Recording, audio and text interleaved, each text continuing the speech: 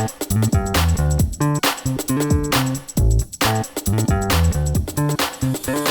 and welcome back to Your Property Podcast. My name is Michelle Cairns, and with us today we've got Paul Avins. Hi Paul, how's it going? Hi Michelle, it's great to be here. Thanks ever so much for the opportunity. It's fantastic to have you on, and obviously we have met through the Property and Entrepreneur Summit, which you will be speaking at as the time of recording. It's actually next week, so it's very exciting. And also we bumped into each other just very randomly last week as well. So that was nice to actually meet people and meet you in person, because I don't often get to meet the my podcast guests. You know, okay, that makes me feel good. I mean, bumping into you is lovely. I did need to drive nearly 4 hours to bump into you, but like apart from that, it was great. It was worth it, right, Paul?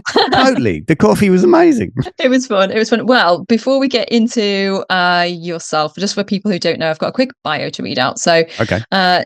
Paul, you have 20 years of experience coaching entrepreneurs and CEOs. Paul has led over 550 companies to exceed £1 million of revenue, with many reaching 5 million and even 10 million. Surviving a life-threatening asthma attack 9 years ago, you remain dedicated to helping others overcome adversity too. But now, as CEO of Massive Action, you run a world-class events and masterminds, including the UK's #1 scale-up mastermind, F12, which we can talk about later, which has created millionaire business owners for over a decade. True. That's quite the bio, Paul. Bless you. Well, yeah, I mean, when you've been doing it 20 years, you stack up a few things. Yeah. Well, a lot of people do things for 20 years and they don't get that kind of bio. So one of life's achievers, that's for sure. Well, learners. I think I'm one of life's learners, because I think people. There's a phrase I really don't like when people go, "Oh, you're a guru," and I'm like, absolutely not at all. I'm definitely not. I'm a learner. I'm a student, and I'm just trying to constantly get better. And like my goal every year is, can I get better as a coach and as a mentor so that I can help my clients get better? And that's really what drives me at a fundamental core level. Is okay, great. The game's going to change. The rules are going to change. The government's going to change. So learning to master yourself and learning to master change and how you handle and manage change, and in order to thrive and not just survive, is for me a critical skill set. So my goal with every client that we ever work with is to help them, number one, get fired up and ready to grow, as we say. It's a kind of phrase that we have at our events, which is like, if you're not inspired and motivated and excited about your future, then don't expect to create a great future. So it starts with, number one, you've got to be inspired and excited by the future you're building, whilst at the same time understanding that's going to take a commitment to growth personally, professionally, to pull that off, because you're going to need to be before you can do, and you're going to need to do before you can have, right? So it's all of that is what drives me. And it's I was on a podcast just before I was chatting to somebody. We both realized that we'd listened to the same English motivational speaker 30 years ago on a CD set. And he's the first person I've met who ever listened to the CD set, by the way, and by a guy called Rich and Denny. And like, we were, back in the day, we used to drive around with cars listening to tapes, that old, right? And it's just that commitment to going, the number one thing I want to do is be more valuable as a resource 12 months from now than I am right now. That's for me, that's the goal of every entrepreneur, whether you're an entrepreneur in the business context, in property, doesn't matter, right? Like, your goal is to be a better CEO of your business, your life, than you are right now 12 months from now. And that should be your goal for the rest of your life. Yeah. So you never actually get there. It's always just a journey. And I think that message is, it's very consistent throughout lots of personal development and movements and Tony Robbins and that kind of thing. But you mentioned, did his stuff change my life without question. I mean, I went at a very young age. I did UPW in the UK, and then about 4 or 5 years later, I came back and did Date with Destiny, or did all of Mastery University. But definitely those events were a catalyst for me in terms of just being able to release a load of baggage that I'd been carrying around in my 20s. That's really interesting. I did Tony Robbins in my 20s as well through UPW and Date with Destiny. So similar. And gosh, I feel so lucky that I was able to do that such an early age in comparison to a lot of people. And I hear everything that he talks about through what you're saying as well. We were also lucky, by the way, to do it when he did it. because obviously Yes. because of the Yeah. damage he's done to his back and to his throat. If you do Date with Destiny now, he doesn't do. When I did it, he did all 6 days. Yeah. Yeah. Yeah. And now he doesn't. I mean, he drops in it. Even UPW doesn't do all of UPW now. So No. you'll get it. We were very lucky. We got him, Yeah. in my opinion, when he was Well, at his best. yeah. And he was doing 3 UPWs in London a year at that time. So he was very prolific. But I wanted to pick up on something you just mentioned at the beginning about being very modest and saying you're a learner rather than achiever. But we both know that it's not just about the learning, it's about the implementing, it's about the taking action. You can have all the motivation and inspiration in the world, but actually if you're gonna use it, it's not until you use it that actually something happens, right? So you're doing something different than other people who are, do I say procrastinating? Oh, that's a good one. Not heard that before. Look at when I started my coaching career, there was a phrase that so there was a reason, a bit of backstory. So I called my company Massive Action Coaching because at the time I was a big Tony Robbins fan, and he was all about it's all about taking massive action, right?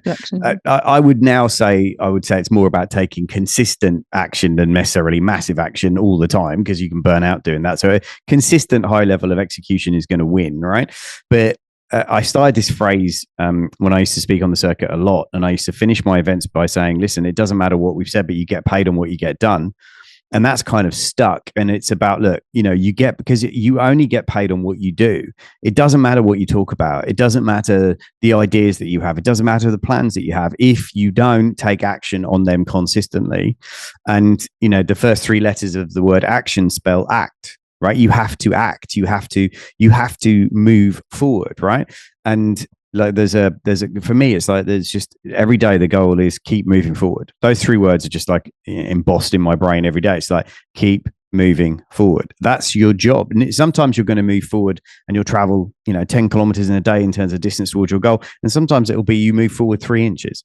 But if you keep moving forward, you will ultimately get to the destination you want to get to. The challenge is that most people, when they don't feel they're making progress, they just quit because it didn't happen fast enough, or it didn't happen in the way they envisaged it would. Well, guess what? Life doesn't work that way, right? It doesn't happen the way you plan it. It happens the way that's usually best for you, but you don't understand that at the time it's happening. You work with people who are at a, very, a different financial level. I think the most kind of entrepreneurs who are just starting out. So a lot of our audience are going to be starting out, looking to perhaps replace the day job, or, achieve perhaps, the 10K a month is often banded around. And then you're working with the kind of £1 million revenue business owners at another level. So for a lot of people, now I am. For the first 11 years of my career, I spent working with micro businesses and businesses that were sub $1 million. But I built my first 11 years of my coaching career was coaching people who are sort of trying to they're trying £100,000 turnover a year, $100,000 turnover a year, and they were trying to get to 250, 300. That was actually where I kind of learned my craft. So I spent a good decade in that space and that place with people doing that. And it's only really been in the last probably 7 years that I really kind of shifted my own model and my own sort of intention to play with, businesses that are what we call scale ups, really. So they're already at 500,000 or more and they want to grow. But the lessons, here's the really interesting thing, is that the lessons that get you to 500,000, and I'm happy to talk about these, there are really only 3 things you need to master to get to that level. People want to overcomplicate it. And the reality is, after doing this for 20 years, I can tell you there are 3 basic fundamental things you've got to figure out. It's a bit like base camp climbing a mountain, really. If you think about it, we call about going up what we call the scale up summit, or I call the scale up summit. But you've got to get your base camp stuff sorted out first. So your base camp stuff is like, you've got to be really clear on what your values are, what your vision is, like which mountain do you actually want to climb.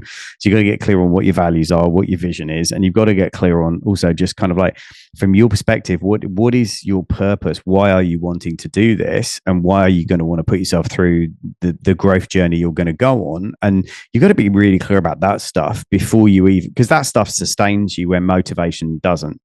Because motivation, the great Zig Ziglar used to say motivation is a bit like showering. Like it doesn't last very long, and everyone needs to do it every day. Otherwise you end up with a stinking attitude, was what he used to say. So and he's right. But motivation will come and goes up and down, depending on life, the universe, and stuff that happens to you. Some days you're going to feel motivated, some days you're not, and that's normal. The discipline side of doing what you need to do to move the business forward at whatever level you're at doesn't change, regardless of, it doesn't matter what size business you are. You're still going to have days when you don't feel like doing it, and your job is to be able to show up and move forward, like literally to show up and move forward even on the days when you don't feel like doing it. That's the difference. That's the differentiator, to be honest, between people who make it and people who don't. Is the people who don't are the ones that go, I'll do it when it's easy, but when it's really hard, I don't want to do it, or I don't show up in the same way. If that makes sense. Yeah. But they have to do something different, right? Because most people don't end up achieving that £1 million goal that they have in mind. Not everyone needs it either, by the way. I do think this is important. So we talk about the 7-figure journey, right? So we talk about the first thing you're going to want to do is get to 7 figures in sales. And that and I appreciate, I'm not good. I'll try and translate it across to property, but it might be slightly different. But if you just get the concept at this point. So like if it's 7 figures in sales, whether that's revenue, rental income, like if you've got £1 million business, you are in the top 7% of companies in the UK. And you mean 7-figure profit? No, I just mean 7-figure revenue for now. We'll talk profit in a second, right? Okay. But like, if you get a business that's turning over 80 grand a month, you are like, this is really important for people because they don't realize like how, once you get to that, like, you're already in the top 10% of companies in the UK. Like at that point, you are already in the top 10%. So like most people won't persist or won't want to go to that level because of it's going to require of them something they don't want to do. And that's fine. No judgment, right? If you're really happy running a lifestyle business that makes you 250,000 or 150,000 a year and you work 3 days a week and that's your definition of success, fantastic. Because it's your definition and it's the only one that counts. Doesn't matter what I think, doesn't matter what you think, doesn't matter what anybody else thinks. It matters what your business vision is, which is why you got to get clear on the vision at the beginning. Because if your vision is £150,000 a month, 2 days a week, then build the business with that intention. And great. And when you achieve that, you should feel fantastic about that, right? Absolutely. Do you need to go to 5 million? No, you don't. If that's your vision, that's the key piece, right? That's the most important thing. But I talk about the 7-figure journey, which is like 7 figures in sales, and then 7 figures in profits, and then 7-figure exit value. Exit value being, selling the business at some particular point. And you might sell it to your team, or you might sell it to an investor, or but at some point you're going to want to realize a value or a capital event for all the hard work you've put in to build this business, right? So you just got to be clear on what are you building it for, and why is that important. Do you remember a guy called T. Harv Eker? Oh, yes. Been to some of his events.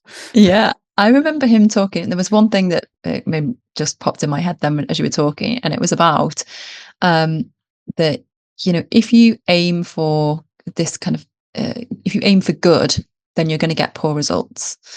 And if you aim for great, then you're going to get good results. And so you have to aim like really high for being outstanding in order to get the good results, because his idea was, life is moving on, things are happening. If you just stay at one level, then you're moving backwards just naturally by, life moving forwards. So do you think that people need to overestimate what their goals in order to protect their business and future-proof it? Yeah, great question. So like, there's a great football coach in America American football coach, and I always love this line. He says, "We're shooting for perfection because if we shoot for perfection, we may achieve greatness." Yeah. And I love that line. And like when we run an event, I always remind the team, listen, we're shooting for perfection at this event, right? We want a perfect event. Now, we run events like you do all over the country. You're never going to have a perfect event. It's a live event. There are moving things going on. There's technology, there's people, stuff's going to break. It will never be perfect. But if we set the bar that's what we're shooting for, then guess what? We're going to deliver an outstanding event because that's where we set our intention. And I think with all of this, it's about the power of intention. And it's the clearer you are with that. If you want to make 100,000 a year or 100,000 a month, by the way, the only difference is, first of all, the intention that you set, and then the plan that you need to, and then the level you execute at. And those two things are all controllable. It's just your intention. The reason why most people don't set big goals is because they don't think they can achieve it, and they don't want the disappointment of not hitting it and having to deal with that. So they'd rather not deal with that and finding that they couldn't do it. But my point, the most powerful word I said to clients is yet. The word yet. Because they'll say things like, you might have heard this when people say sentences like, "Oh, I can't do this. I can't learn how to buy property at the moment because I haven't got any money." And I'll say, "Well, you can't learn how to do it yet, right? It's not that you can't learn it, because if someone else has learned how to do this, or I can't learn how to make £100,000 a month online with an online business, I can't learn it yet, or I haven't learned. Oh, I can't do that. What you means you haven't learned it yet." Like, it's still possible. Yeah, of course it is. But what you haven't done is made a commitment to that as an intention. You've got it as a wish, not an intention. And I've often played around with this word, and I've said to people, do you realize that, have you ever had this feeling, like you ever had this where you go, "Oh, I want to do that," and then you got the sick feeling in your stomach? You ever had that? Yeah. That's an intention. If you look at the word, this is the way I spell it, and I'm dyslexic, but the way I spell it is intention, right? Intention. There's a tension within your body, because you've now just committed to yourself that you're going to play at a higher level. You're going to do something you haven't done before. So on a neurological and physiological level, your body is reacting to that, and it makes you feel a bit sick. Now, what most people do is they misread that signal, and they think it means stop, when it doesn't mean stop. It means go, but it just means go and learn, go and get coached, go and get mentored, go and get the advice, go and get the plan, and then execute. It doesn't mean stop. It means go. Right. And you said about go and get the coach and the mentor and the strategic plan, basically. Yeah. In a world now where there are so many different options, and people can just coach themselves through ChatGPT if they wanted to. How do people decide which is the best route for them, the best plan? How do they get together a plan if they're starting out and they don't have the funds to invest at a high level? Yeah. Okay. So there's two or three things there I'd just like to challenge, if I may. Number one, Chat GPT is great for giving you research tools. It's a great research tool. Amazing. It's great for bouncing ideas off. It is not a coach. At no point is Chat GPT going to ring you up and go, "Oi, where are you with that thing that you're supposed to do by today? Where are you with that? Have you done it yet? And by the way, are you struggling? How can I help you?" That's never going to do that. And, that's like an athlete saying, "Oh yeah, I'm just going to outsource my coaching and my nutrition to ChatGPT." It would be insanity, right? So it's useful as a tool, but that's all that it is. It's a tool. Yeah. It's not a performance edge. You need somebody who understands human psychology and human behavior, who can help you deal with your own limiting beliefs or your own trauma and trash that most of us are carrying around, right? So that's the first thing.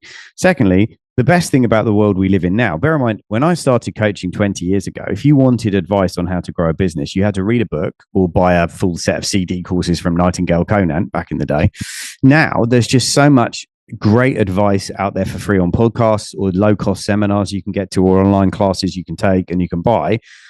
But it's actually creating a really big challenge for people, because there's almost so much information, there's no clarity. Yeah. So for me, it's like, look, if you can't afford to get a mentor, find somebody that you can afford to buy an hour of their time and go, "Here's what I'm thinking. Can I run it by you for an hour and have your feedback on it?" Because the amount of time and money they will save you trying to figure this out, which is opportunity cost, which is the biggest cost most of us have in life, and then we don't because we don't physically have to pay it, we don't equate value to it. So I often say to people, I said, listen, if you're let's just use numbers, right? So you're I shared these three things on retreat recently with the entrepreneurs I was coaching, but they apply to any business. If you are, let's say, you use the number 10 grand a month, so 120,000 a year as your goal, say you're at 3,000 a month, so you're at 36, right? So if you're making 36 or 40,000 pounds a year, right, the only reason why you're not making 120,000 pounds a year is because of the following reasons. Number one, you don't have the knowledge on how to do that yet. Yep. Right? You can get that. Number two, you don't have the skills. Skills come from consistently applying the knowledge, right? You've got to develop the skills, right? And number three, you don't have the network. Yet. They're the only three things that are standing between you and 120,000 a year. Now, the cost of not having that knowledge, not having that skills, and not having that network is the difference between 120 and 40,000. That's the difference. So what's that? 80 grand, isn't it? Yeah, 60, 70, 80 grand. Yeah. So the cost of not having those three things in your life right now is £80,000. That's what it's costing you to not know that information, to not have that network, and to not have those skills. So the question is, how much are you going to spend to get those three things?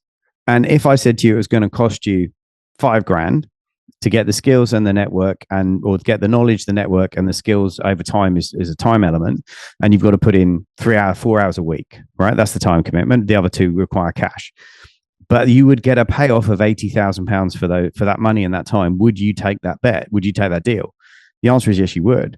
Yeah. But because you don't have to physically pay the £80,000 or 90 or 100,000 that is the difference between where you are and where you want to be. We rationalize. Look at the word rationalize, by the way. Basically, you tell yourself lies that you make real. That's what the word rationalize.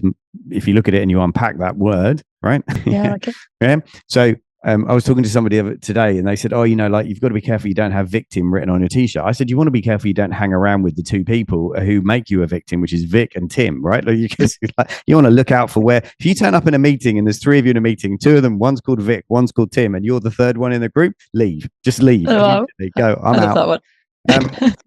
But this is like so true. It's like, most of us will tell ourselves rational lies, and we're rationalizing something that we're telling ourselves that is a lie. Because if somebody else has done what you want to do, there is already a plan, there is already a strategy. It's just that you don't know it yet, and you don't have the skills yet because you haven't executed consistently enough, and you haven't got a network around you who can support you and pick you up when you fall over, because you are going to fall over. So all of those three things are completely and utterly within your control. They are. Right. And that's the best thing about those things, is that people can go out and start building a team. Let's dive into that one then. So yes. Building a team for people who are, let's say, they've got a couple of properties already. They are looking to scale up. They are either they've got a couple and they're still in the day job. Mm-hmm. How important is having that team around them at that stage? How important is success to you? I mean, let's be honest. One of the biggest myths that is pushed in the personal development, self-development world is you're a self-made person, right? I'm a self-made millionaire. Rubbish. No, you're not. You had help, right? Every single person, right? It's like, doesn't matter what business you look at, doesn't matter what property investor, what property speaker on stage, every single one of them has people that are in their team. Now, whether they're full-time, whether they're virtual assistants or virtual outsourced, whether they're, gig economy workers that's doing graphic design or stuff for them, that's still a team. Right now, there's the traditional team. And I talk about two types of team, right? There's an internal team and an external team. Your internal team is people that work with you in the business, right? Now, they might be employed. They could be part-time workers. They could be contract workers, but they're people who work directly with you. Now, depending on what your vision is and depending on what your profile is as a leader, you're going to need different people around you, and depending on what you're trying to achieve. Now, that's one of the ways you can accelerate the acquisition of skills, where I talk about knowledge, skills, is you got two choices. You can either learn the skill or you can buy the skill. So if you buy the skill, it's a quicker way to shorten the scale up journey is by buying that skill set, right?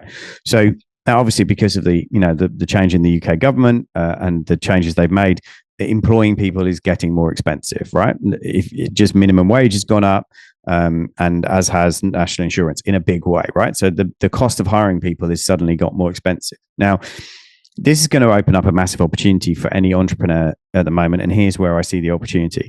The opportunity is twofold. Number one is to harness technology. So AI tools, definitely. But it's also to work with people who understand how to use those tools. So rather than needing 4 people to achieve your dream, you can do it with 2 people and tech. And that's actually one of the biggest opportunities right now for most people, because you suddenly realize, like, I am going to need some specialist skills on the team, right? Even in the book, great book, Napoleon's Hill, Think and Grow Rich, he talks about having specialized knowledge. If you want to achieve your dreams, your goals, if you want to think and grow rich, you've got to have specialized knowledge. The way you get specialized knowledge is by buying it in with people or recruiting people or joint venturing and partnering with people, which is also a team strategy.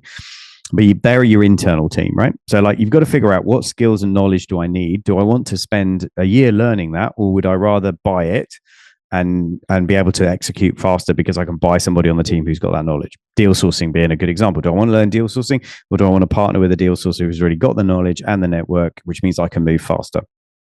So that's your internal team. So it's critical to look at, and here's the best questions to ask yourself around the internal team. If you look at your week and your work, what are the things that you're doing in a week that create the most friction for you? So for most people, most entrepreneurs, if you ask them this question, they'll go, oh, it's admin, almost always, and it's finance stuff, right? Because it's detail work and they're big picture people or they're relationship people, and that's where they go. So then you go, well, okay, great. So on my organizational chart of my business, I want to be out of the admin box, which is great because I can hire people by the hour to do admin tasks. That buys back my time. That's a $25 an hour task. I can buy back my time. Number two, finance. I definitely want a bookkeeper as fast as possible because I don't want to be worrying about all of the numbers. I want to make sure I've got good reporting and structure around the numbers so I don't run out of cash. And basically, great. Get out of those two boxes first by bringing in those resources. So that's the first thing you do internally. Then you might say, okay, great. The next thing I'm spending loads of time on that's stopping me growing the business is the digital side of it, the digital marketing or the branding or the social peer posting. Well, great, because then you just go, that's the next box I buy myself out of. I need to make enough money to invest in somebody to do that. And and my rule for recruitment is this, and this, by the way, sort of, you could apply it. It was originally born out of helping people recruit full-time, but you could use it for part-time too. It's the same thing. So you say, listen, how much is it going to cost me to bring this person into the business? It's going to cost me £250 a week, or it's going to cost me £200 a week, right? Okay, great. But they're going to free up, I don't know, 10 hours of my time. Okay, cool. With that 10 hours of my time, can I generate at least double what they're going to cost me? Now, I'm not saying immediately like the first week, but over 3 months, could I generate double that? Great. And by the way, can I cash flow 50% of what it's going to cost me to bring this person in for 3 months? Am I comfortable cash flowing them for 3 months? Because they're going to take time to get up to speed, and I'm going to need to go out and use that time to generate opportunities that might take 3 months to pay off, right? If you can fund them for 3 months, then what have you got to lose? Like, really, what have you got to lose? If it doesn't work out in 3 months, you just go, well, thanks ever so much. Didn't work out, we're done, right? But the reality is that's your total risk. Where people get stuck is they think, oh, I want to bring this person in. They want £1,000 a month to come in, right? And you're like, oh, that's £12,000. It's not £12,000. It's £12,000 spread across 12 payments over a year. But people get stuck with the annual number rather than going, actually, hang on a second, for £1,000 a month, I can buy my time back. And what kind of deals could I do? What kind of value can I create in the time that I've just freed up? And it's not just time, is it? It's headspace as well, as you talked about. It's like that's yeah. And this is where it's important to understand your own profile. I mean, we use profiling tools. All my clients, we never take a client on until we profile the leader, because until you understand the leader, you can't help the leader build a team around them that they need, and everybody will need different kinds of people around them. Steve Jobs had different people around them, say, to someone like Jeff Bezos, right? They're different business models, so they needed different teams around them. So like if you're doing in your world, I would guess a sort of buy, refurbish, sell, flip model, that you're going to need a different kind of team, because you're going to need lots of project management on that kind of model. So you're going to need a different skill set around you. If you're doing HMOs, or if you're doing kind of service accommodation, again, that's a different team model, because it requires different skill sets and different energies to make that business model work. So you've got to sort of match the business model that you're building with the team that you need to support that business model, and understand that at the beginning, so that you recruit the right people for the model that you're building, not trying to just say, hey, I'm just in property. Yeah, but there's about, I don't know, how many different property models are there?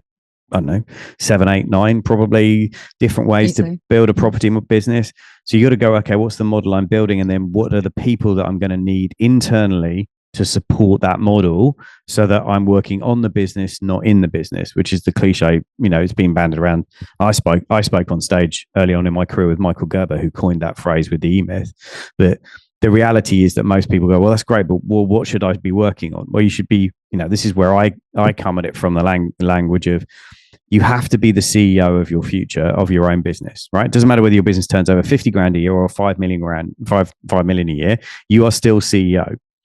And that mindset is really critical, because CEO stands for creating expansion opportunities. And you should be spending most of your time focusing on expansion opportunities, not operational management. And if you're stuck, does that make sense? Yeah, I'm just thinking from our audience point of view, because properties can be a very kind of long-term play, where it's not likely they're going to get that cash in the next 3 months. It's more likely going to be 6, 9, 12 months down the line. Okay. Then it becomes a question of prioritizing those boxes where they're kind of buying back their time, right? So would you suggest they start with the most annoying tasks that they find, like that create the most friction, or is it the ones that they just don't have the skill set involved? Like, where do people allocate? That's like a really common question I get asked is, I've got limited amount of funds, I'm committed, I know I'm taking action, but like, where do I invest my money in order to fast track what I'm doing? So that's a great question, actually. I mean, I would say it doesn't really matter what business you're in. It's a similar kind of question, but obviously you've got to be aware of how long it takes to generate cash flow. That's a very important point you make there. But I think I always look at it through the lens of like, what are what I call low flow or no flow activities. Because they're usually the stuff that you hate to do, you avoid them, and you're not very good at them either. So that's where you should usually invest in team first, because that will give you the headspace and the energy to go out and do the things that will build the business. Because if you're not very good at spreadsheets and finance, no amount of training is going to change that. It's not natural for you. It's not the way your brain works. Therefore, just bring someone in whose brain loves that stuff. They will do it in a fraction of the time that you would take to do it, and they'll get it right. Yeah, absolutely. And anything else in terms of building a team then? So one of my favorite phrases is always build your network before you need it. And that stood me well. Right. So that when I was starting at the very beginning of my journey, like 10 years ago, and I had no experience, I had no resources, no funds, anything else, I thought, this is something that I enjoy. I like working with other people, and I can bring people together, whether it's to help them kind of introduce each other so that they can add value to each other as in a kind of group networking session, or whether I can personally add value to them in whatever way. So that networking element has been really important for me. But some people, that isn't their they don't enjoy networking, right? So how do they kind of manage that if networking isn't a thing? They hate turning up at networking meetings. Yeah. Okay. So I think we have to define what we mean by networking, right? So the common, and I ran a business for 11 years that held networking events. That was a large part of what we did. And if you think about it from a profiling standpoint, there are certain people who are naturally drawn to those kind of events because they like the people, they like the relationships, and they love all that, right? There is a whole group of people who would never want to walk into a room where they didn't know anybody and would hate that kind of networking. So I think that for me, it's a question of you go back a bit before this and go, okay, hang on a second. What do we actually mean by the definition of networking, right? One of the things I think is a superpower for me is building my network. It's something I consciously and actively invest time, energy, and effort into building, like every day. Like here's a good example of something anybody can do at any level in their property business to build their network, right? Commit to try this test, try this for 30 days and see what happens in your life, right? Every morning, wake up and reach out and connect with 5 people a day. Now, 5 people on your phone that you haven't spoken to for ages, 5 people on your LinkedIn that you're connected with but you haven't chatted to. Just connect with 5 people a day. Don't try and sell them anything. Don't try and pitch them anything. Just say, hey, look, wanted to connect. We haven't spoken for a while. Thought it'd be good to jump on a Zoom and catch up, right? Or just because that's still networking. So if you do that every day for 30 days, you'll be blown away by the opportunities that come out of that, because you're just reaching out to people in your network and connecting. That's networking. Now, everybody can do that. You can do that between 7:30 and 7:45 every morning before you go to work. If you've got a job, you can do that, right? And that will pay off in ways that I promise you cannot imagine right now. Now, I do that every morning. Been doing it for the last 3 years of my life, still do it every morning. I'm like, right, who are 5 people I can reach out to this morning? Can I add value to them? Can I send them something, a link on a WhatsApp message? Can I invite them on a podcast? What can I do? Or can I just say, hi, how you doing? Like, I will do that every day with a cup of coffee. I have a discipline now, post on LinkedIn, send 5 messages to people in my network. That's kind of like a half-hour discipline every morning. And that makes me 6 figures a year doing that. Now, what else are you doing in the morning between 7:30 and 8 o'clock in the morning that's making you 6 figures a year? Probably not very much. So, like, this is about prioritizing return on the time that you invest in building your network. Now, you can go to networking events. Yeah, great. You can attend events. Great. You can attend online events. Personally, I think some of the best networking I've ever done is where I'll invite 2 or 3 people for lunch, and I'll say, listen, love to invite you for a lunch. I'm inviting 3 other people. I think the 4 of us, we're all in the same space. We'd really get on really well.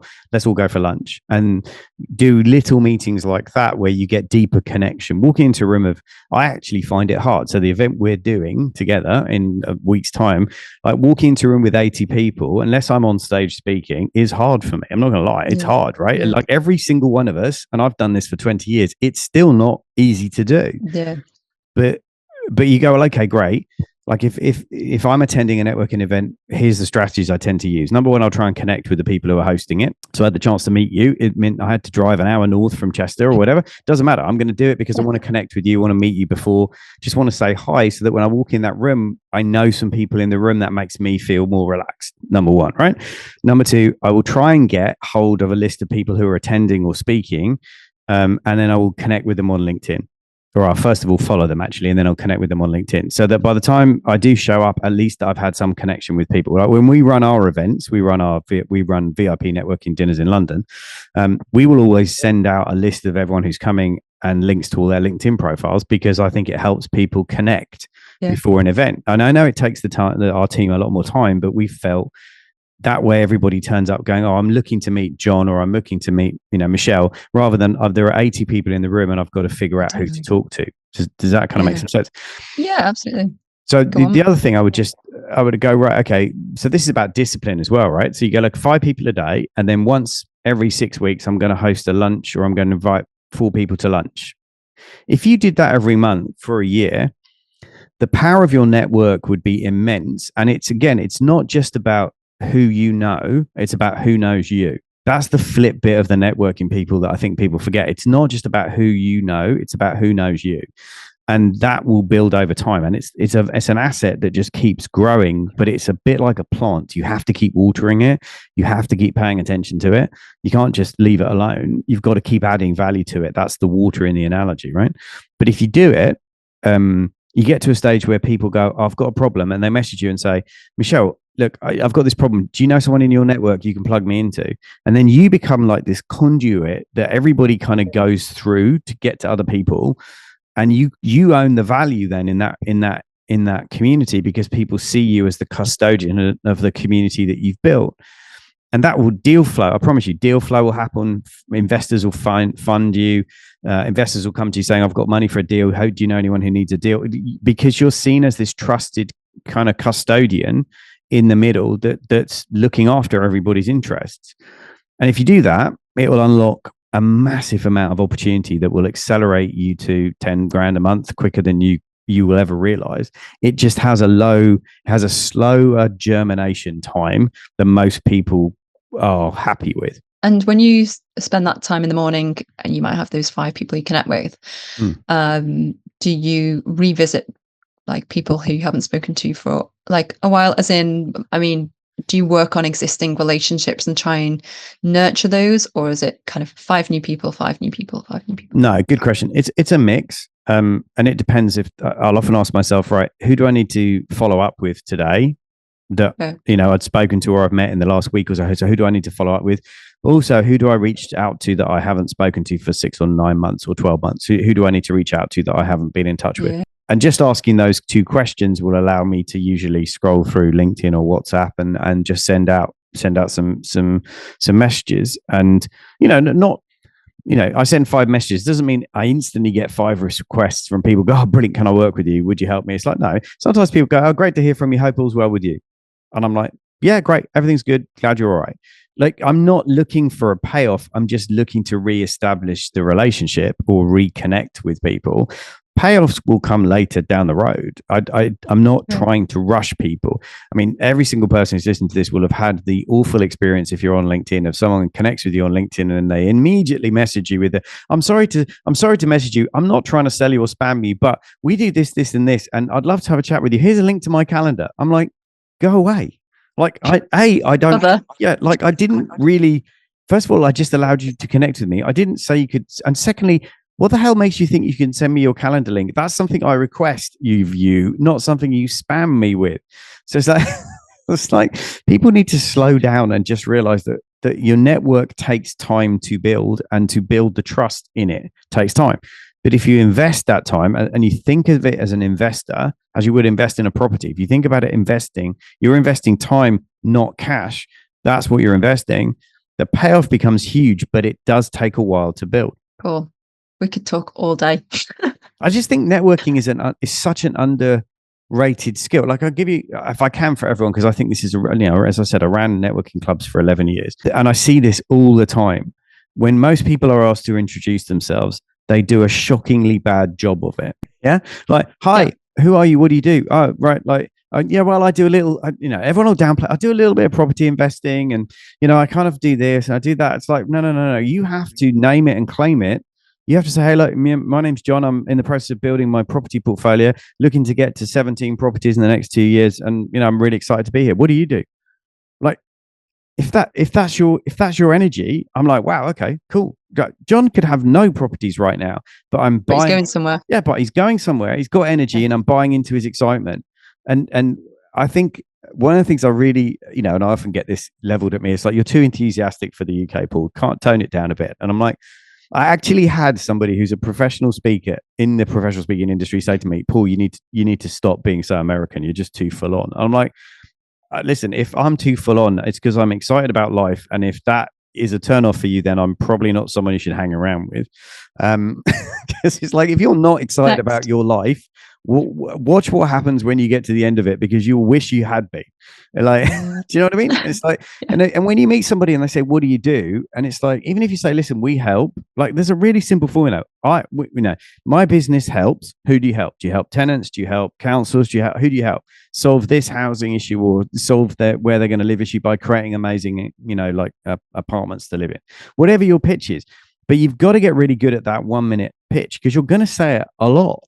And it's like, the amount of people who we play down, it's like, I was one the other day and I was chatting to this person. I said, oh, what do you do? And they said, oh, we do sorts of security systems and stuff for companies. And I was like, all right, okay, what kind of companies? And they were like, well, we work with a few major companies. And I'm like, who? And they started dropping like high street brand names. And I'm like, they're huge companies, and you do what for them? Oh yeah, we do. Yeah, we do their, this and that and the other. And I was like, okay, why wouldn't you lead with that by saying, we're a security company and we help, high street retailers, including, I don't know, like, let's just give an example, Boots and Superdrug or whatever, secure their properties with state-of-the-art door access systems. That's what we do, and we're really passionate about it. And what do you do? And you'd be like, wow, okay, this is interesting. It's like, your job is to open up curiosity in a conversation when you meet somebody.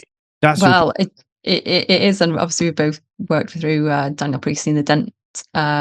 Good friend of mine, So I actually invited Topher Morrison on the podcast, and he was talking about how to nail your pitch, because I just see, like yourself, I see it so often, all these networking meetings, and people stand up to do the 30-second pitch and they just, fumble their way through.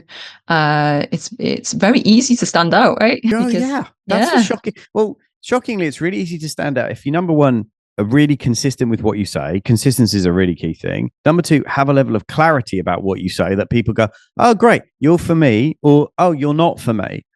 part of the thing I think that holds people back when they stand up in a room and introduce themselves. Number one, it's terrifying to stand up and do public speaking. So like practice it. Yeah. Like if it was a skill that was going to make you £1 million in the next 5 years, you would practice it. So practice it. Number two, is you're not trying to get everyone in the room to say, I want to work with you. You're trying to get a few people go, yeah, you're interested. Let's talk to you. And a load of people go, yeah, you're not for me.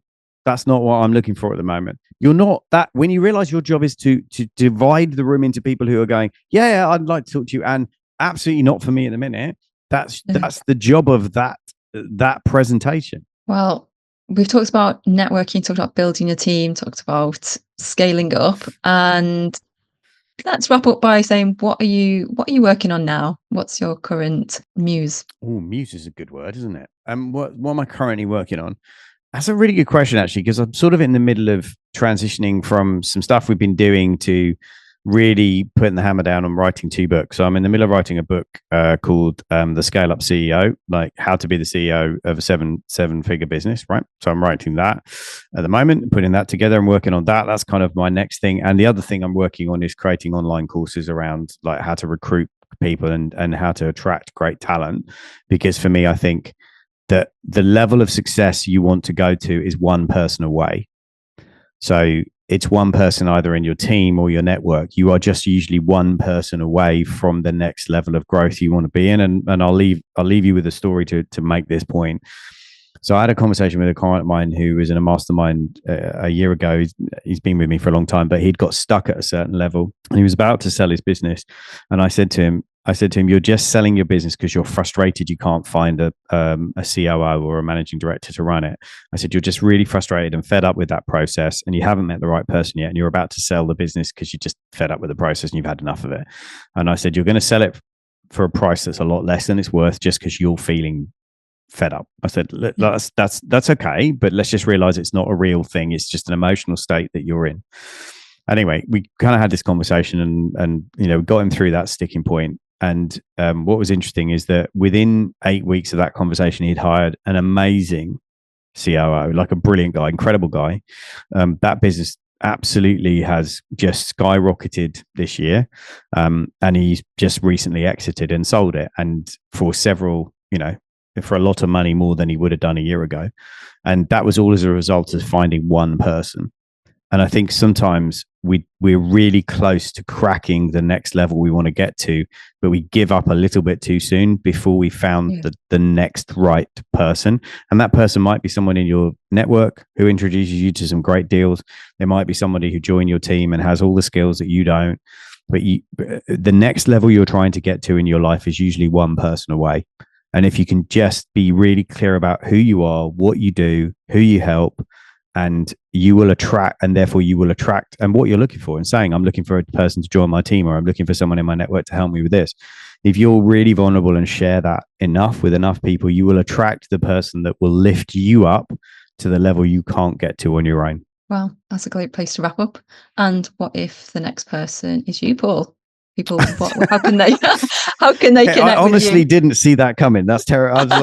I was like, great. I feel I'm really good with that ending. Cool. Listen, like if you want to follow me and find out more about what we do, absolutely. The great news is my name is really unusual. So paulavins.com is pretty easy to find me.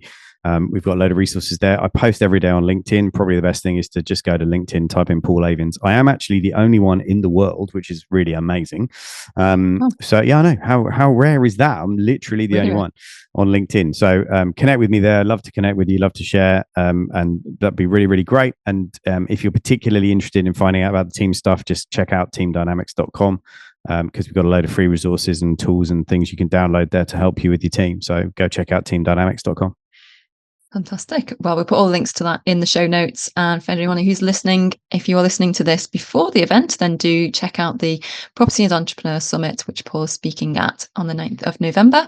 So we'll have links to that in the show notes. And if you are not yet a subscriber to the YPN membership, then click the link for your free 30-day trial. Thanks, guys. We will see you next time.